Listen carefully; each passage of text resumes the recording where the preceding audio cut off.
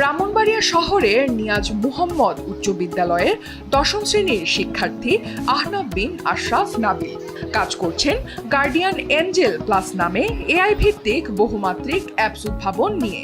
ইতোমধ্যে apps developing এর কাজ মধ্যম পর্যায়ে রয়েছে। এতে রয়েছে SOS help button oh live location sharing, মানসিক স্বাস্থ্য সহায়তা ও আত্মহত্যা প্রতিরোধ ফিচার, রক্তদাতার নেটওয়ার্ক ও জরুরি তথ্য, এআই ভিত্তিক আবেগ বিশ্লেষণ এবং পরিবেশ ও ক্যারিয়ার সচেতনতামূলক কন্টেন্ট।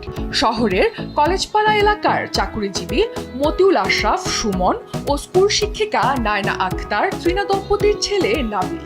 ছোটবেলা থেকেই বিজ্ঞানের প্রতি তার ছিল অন্যরকম আকর্ষণ। 6ষ্ঠ শ্রেণীতে পড়া অবস্থাতেই সে বিভিন্ন বিজ্ঞান ভিত্তিক প্রতিযোগিতায় অংশ নিতে শুরু করে। এখন পর্যন্ত সে জাতীয় ও স্কুল পর্যায়ে 200 সনদ অর্জন করেছে। এছাড়া উদ্ভাবনী চিন্তায় নাসা থেকে প্রাপ্ত একাধিক স্বীকৃতি তার অর্জনের ঝুলিকে করেছে সমৃদ্ধ। সম্প্রতি বাংলাদেশের হয়ে 2টি আন্তর্জাতিক সম্মেলনে প্রতিনিধিত্ব করতে ডাক পেয়েছেন নাবিল।